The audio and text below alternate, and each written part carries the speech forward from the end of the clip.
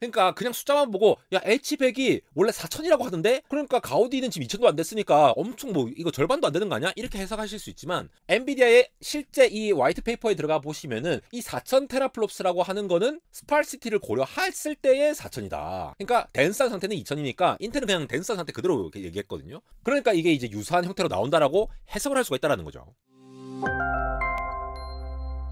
네, 여러분 반갑습니다. 안대공학 에러입니다. 인텔이 비전 행사에서 엔비디아의 H100 그리고 블랙엘 GPU에 대항하는 새로운 AI 프로세서 가우디 3를 세부적인 내용까지 공개를 했는데요. 사실 AMD의 MI300X라던가 이번 블랙엘 GPU와 비교를 해봤을 때는 아직 미진한 부분들이 있지만 그럼에도 불구하고 상당히 빠르게 따라잡고 있고 뭔가 철학적으로 차별화된 구조를 쓰는 부분들이 있어서 이번 비전 프로 행사에 굉장히 많은 내용들이 나오긴 했지만 오늘은 이 가우디 3라는 이 GPU에 대해서 좀 살펴보고 앞으로의 인텔이 어떻게 이 AI 시장을 잡아먹으려고 할 것인지에 대해서 살펴보도록 하겠습니다. 잠깐 홍보 말씀 드리자면은 제가 굿즈를 냈습니다. 지금 입고 있는 Integration Without Interference 라고 하는 흰 티셔츠와 또 레지스탕스 저항과 관련된 거를 형성한 티셔츠를 지금 판매하고 있고요. 고객과 동시에 이러한 장패드, 데스크 패드도 판매를 하고 있으니까 지금 요 밑에 있는 링크 따라서 혹시 구매를 하실 분들은 한번 살펴봐 주시면 감사하겠습니다. 실제로 팻게싱어가 이런 얘기를 했어요. 엔비디아 GPU 쓰는 거 이제 지겹지도 않냐 약간 이런 식의 얘기를 이번 컨퍼런스 내용에 했다라고 합니다. 그러면서 이 하나의 이 빅플레이어가 모든 시스템을 장악하는 게 이제 질리지 않느냐, 우리 거 좀 써라, 대신 우리 거 상당히 괜찮게 나왔다라고 얘기를 하고 있는데요. 실제로 성능이 얼마나 좋아졌는지, 그리고 이번에 사실 인텔이 파운드리 매출이 그렇게 많이 늘지를 않아갖고 좀 주가가 막 하락하기도 했는데 어떤 부분에서 이렇게 자신감을 가지고 발표를 하고 있는지를 한번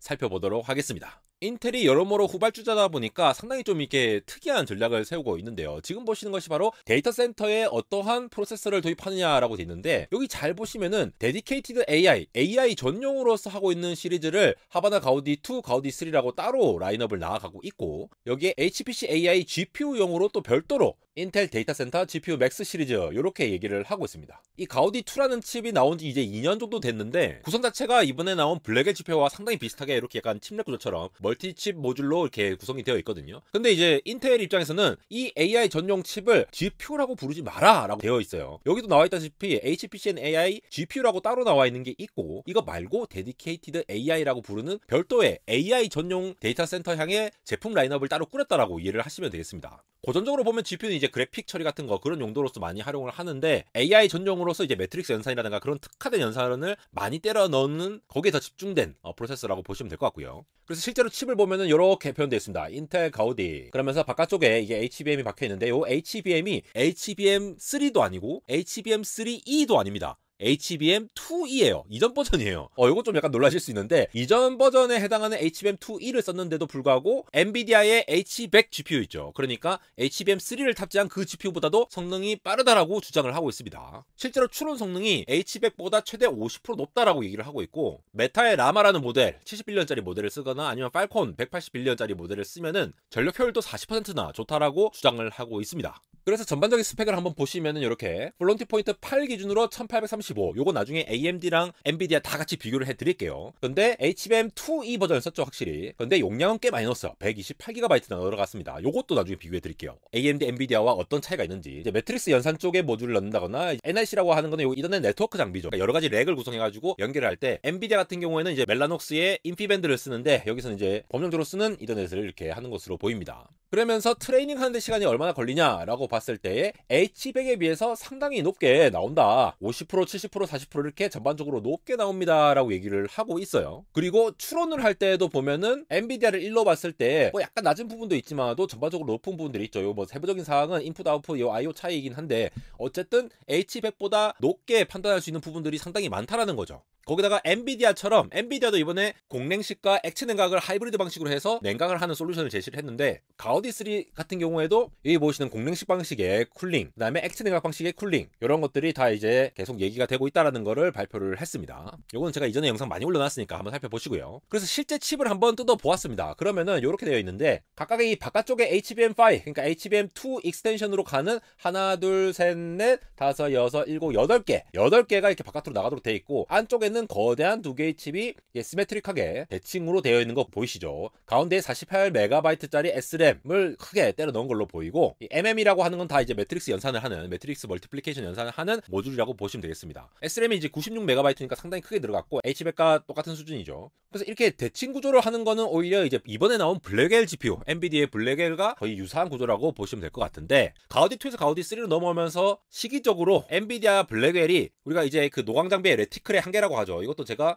예전에 영상을 한번 올렸었는데, 이 노광으로 리소그래피로 그림을 그릴 수 있는 레티클의 한계가 있기 때문에 칩의 크기가 제한이 되거든요. 근데 이거에 한계가 있으니까 이것보다 더 큰 칩을 만들 수가 없잖아요. 그래서 두 개의 칩으로 멀티칩 모듈로 이렇게 구성을 해가지고 패키징을 적용해서 더 넓은 칩을 만들었다고 이해를 하시면 되겠고요. 이 TPC라고 나와 있는 거는 텐서 프로세서 코어라고 불리는 텐서 연산 같은 것들 하는 것들이니까 구조 자체는 비슷해요. AI에 특화된 텐서와 매트릭스 멀티플리케이션 중심으로만 컴퓨팅 유닛이 들어가 있다, 로직 모듈들이 들어가 있다라고 이해를 하시면 되겠습니다. 여기다가 이제 가우디2랑 비교하면은 다 좋죠. 뭐 AI 컴퓨터 FP8 기준으로는 2배, 그다음에 BF16, 이게 FP와 BF의 차이는 전부 다 이제 부동 소수점, 그러니까 소수점이 이제 떠다니는 이런 방식을 쓰는데, 비트 할당을 어떻게 하느냐에 따라서 지수 부분과 사인 부분과 이제 가수 부분을 어떻게 표현하느냐에 따라서 약간 이제 달라진다라고 보시면 돼요. 어쨌든 다양한 것에서 봤을 때 좀 더 이제 효율적인 부분이 있다라고 얘기를 하는 부분이 되겠고, 그래서 이제 표로 비교를 해 보자면은 가우디 1, 2, 3로 넘어오면서 메모리 밴드위스가 일단 짱짱하게 계속 늘어왔죠. 똑같이 HBM2 익스텐션을 썼다 하더라도 용량 자체를 늘려온 것도 있고, 매트릭스 엔진과 텐서 코어를 이제 압도적으로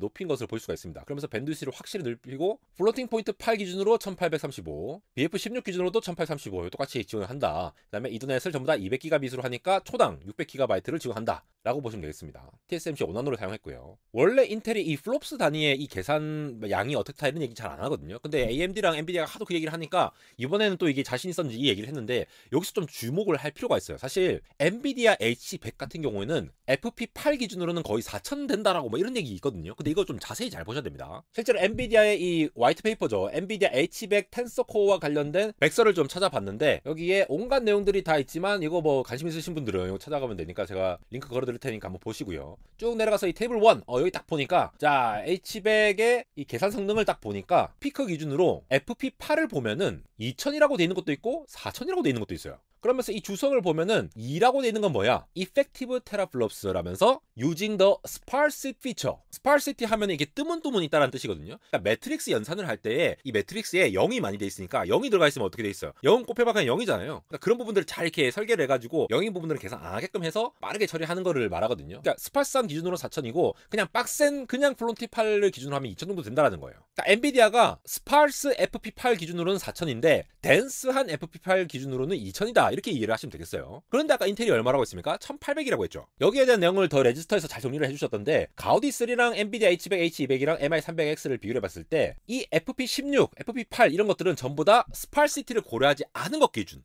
그러니까 0이 너무 많이 박혀있다라는 게 아닌 빽빽하게 계산이 되어 있다라고 하는 것 기준으로 봤을 때의 값을 비교해보니까 가우디3가 H100, H200보다 훨씬 더 높은 수준으로 FP16에서 높게 나온다라는 거를 발견할 수가 있죠. 심지어 AMD보다 좋습니다. 물론 시기적으로 더 늦게 나온 것도 있는데, FP8 기준으로 보면은 아까 H100이 2000 정도 된다고 했잖아요. 요게 이제 구체적인 수치인 거로 보이고 1979인데 그것과 거의 유사한 수준입니다. 그러니까 스파르시티를 고려하지 않은 것 기준으로는 H100과 거의 유사하거나 훨씬 더 높게 나올 수 있다, 프리시즌에 따라서. 이렇게 해석할 수가 있겠죠. 물론 MI300 같은 경우에 FP8이 이제 아주 잘 나오는 게 되겠습니다. 그러니까 그냥 숫자만 보고 야 H100이 원래 4000이라고 하던데, 그러니까 가우디는 지금 2000도 안 됐으니까 엄청 뭐 이거 절반도 안 되는 거 아니야? 이렇게 해석하실 수 있지만, 엔비디아의 실제 이 화이트 페이퍼에 들어가 보시면은 이 4000 테라플롭스라고 하는 거는 스파르시티를 고려했을 때의 4000이다. 그러니까 덴스한 상태는 2000이니까 인텔은 그냥 덴스한 상태 그대로 얘기했거든요. 그러니까 이게 이제 유사한 형태로 나온다라고 해석을 할 수가 있다라는 거죠. 물론 이 계산량 자체가 0을 많이 때려 넣는 방식으로 많이 쳐내야지 추론을 할 때라던가 여러 가지 방법에 의해서 빠르게 처리할 수 있는 그런 관점들이 많이 논의가 되고 있죠. 근데 특정 부분에서는 이렇게 인텔이 충분히 경쟁력을 가질 수 있는 그러한 로직을 심지어 HBM2E 기준으로 만들어냈다라는 거죠. 그리고 아무리 이게 뭐 좋다 뭐 나쁘다라고 해도 이거는 이제 테라플롭스 단위로만 얘기를 한 거기 때문에 실제 성능은 또 돌려봐야 아는 게 되겠습니다. 그래서 인텔이 무조건 좋다 나쁘다를 바로 판단할 수는 없는 부분, 그리고 엔비디아는 이미 H100과 H200 이후로 지금 블랙엘이라는 GPU를 내놨으니까 또다시 이제 좀 비교를 해야 할 부분이 있겠죠. 근데 이것뿐만이 아닙니다. HBM도 좀 살펴보시면은 각각 들어간 HBM을 보시면은 H100, H200이 각각 HBM3, HBM3E가 들어갔잖아요. 근데 가우디3가 HBM2E예요. MI300X는 HBM3고, 여기서 이제 모듈을 많이 때려 넣는 방식으로 해서 해서 용량을 늘리는 방식으로 했으니까 H200에 거의 견주는 수준의 용량을 커버할 수가 있는 상황이죠. 거기다가 메모리 밴드위스도 이렇게 여러 가지 메모리에 IO를 왔다 갔다 하게 되니까 H200보다도 훨씬 높은 용량, H200보다도 더 높은 밴드위스로 지원이 가능하니까 H200이나 H200 사이쯤에 있는 그 위치로서 아직 가격은 공개 안 됐는데 충분히 커버할 수 있을 만한 경쟁력이 있다라고 주장할 수 있는 논리가 된다라는 거죠. 실제로 인텔이 이번에 인터뷰를 한 거 보니까 이 HBM2E를 왜 썼냐라고 들어보니 검증된 IP만 써가지고 설계를 하려고 하다 보니까 이 인텔이 항상 뭔가 신규로 뭔가 할 때마다 이제 굉장히 이 버그가 많이 발생하고 이런 일들이 많았잖아요. 그래서 지연되고 이런 일들이 많은데 기존에 있는 거 그대로 해서 빨리 출시를 하자라고 전략을 세운 게 아닌가 싶고요. 그래서 이렇게 인텔 가우디를 빨리 이렇게 나오게 됐는데 또 이런 것들이 이제 렉에 막 설치가 되지 않겠습니까? 인텔이 엔비디아와 다른 거는 엔비디아는 NV링크라든가 아니면은 인피밴드라든가 각자 전부 다 그 멜라녹스 인수 후에 각자 고유의 그러한 규격을 통해서 계속 확정하고 있거든요. 독점이니까 그것도 이제 강력하죠. 근데 인텔은 반대로 약간 오픈형으로 여러 사람들이 법령적으로 쓸 수 있는 그런 IP와 소프트웨어 표준들을 가져와가지고 지금 네트워킹을 합니다. 이번에 이 네트워킹 같은 경우에도 200GB짜리 이더넷 포트를 24개를 사용해가지고 모든 인텔 가우디 3 가속기에 통합되어갖고 다 네트워킹 할 수 있도록 지원을 했거든요. 그러니까 이 법령적으로 쓰이는 이 규격에 따라서 수천 개의 노드가 딸려있는 클러스터라든가 이런 거대한 슈퍼 클러스터 확장까지 유연하게 할 수 있도록 고려를 하고 있다는데 이걸 이제 개방형으로 간다라는 거죠. 실제 이더넷 쪽을 좀 더 살펴보시면은 이렇게 200GB 이더넷 인터페이스를 구축하고 있는데 각각의 200GB이 이렇게 바이디렉션으로 왔다 갔다 하면서 엑셀레이터들이 이렇게 8개가 딱 붙어있죠. 이게 24개의 링크 중에 3개는 오픈노드 통신 전용으로 걔네들 빼고 나머지 21개로 해가지고 1TB/s 의 통속도로 이렇게 지원을 할 수 있다라고 얘기를 하고 있습니다. 상당히 빠르게 지원을 하고 있죠. 그래서 이게 구성이 상당히 단순해요. 8개 엑셀레이터당 3824 24개에 21개는 이제 데이터 통신용으로 막 내부적으로 쓰고 있으니까 가속기 8개당 1개의 어떤 이제 네트워크 스위칭 그러니까 NIC가 필요한 건데 사실 엔비디아나 AMD 같은 경우는 컴퓨팅 네트워크용 GPU당 하나 이상의 NIC가 있거든요. 그런 관점에서 아키텍처 측면에서는 상당히 좀 효율적이다라고 볼 수 있는 부분들이 있고요. 거기에다가 이 그램에서 보시면은 이렇게 클러스터를 막 구성하잖아요. 뭐 4096개의 가속기 클러스터를 막 지원을 하기 위해서 8개 기가빗 인터넷을 통해 가지고 이 끝단에 있는 스위치가 96개가 필요하다. 이 클러스터로 점차 많이 확장하면 확장할수록 이게 더 효율적이다라는 얘기를 하고 있는 것이 되겠죠. 기본적으로 이 NIC라고 하는 것이 서버하고 서버끼리 혹은 서버나 스토리지 간에 서로 이제 통신이 왔다 갔다 할 수 있도록 하는 역할을 하는 건데 AI에서 기본적으로 막 학습하고 추론하면 엄청나게 많은 데이터들이 왔다 갔다 해야 되잖아요. 일단 뭐 파라미터 수부터 해서 엄청나게 많은 것들이 필요하니까 고대역 폭에 그렇게 빠르게 처리할 수 있는 저지연의 NIC가 필요한데 이거를 엔비디아는 2020년에 인수한 멜라녹스에서 인피밴드라는 기술을 기반으로 별도로 따로 만들었고요. 인텔 같은 경우에는 이더넷 기반으로 생태계 호환적으로 오픈형으로 이렇게 접근을 하고 있다 이렇게 이해하시면 되겠습니다. 그래서 각각을 좀 비교를 해보면은 가우디 3 같은 경우에는 결국 실질적으로 인터커넥션이 21개가 되어 있으니까 200기가짜리 21개가 돼서 토탈 밴드위스가 1TB/s 지원을 하고 있고 NV링크가 H100에서는 900이죠. 물론 블랙엘에서 또다시 껑충해서 1.8TB가 됐습니다. 그리고 MI300X 같은 경우에는 인피니티 패브릭 이용해서 거의 900GB 가까운 걸 지원을 하고 있고 그래서 전체적으로 이렇게 가우디 3를 요약을 할 수가 있는데 상당히 좀 재밌는 부분이에요.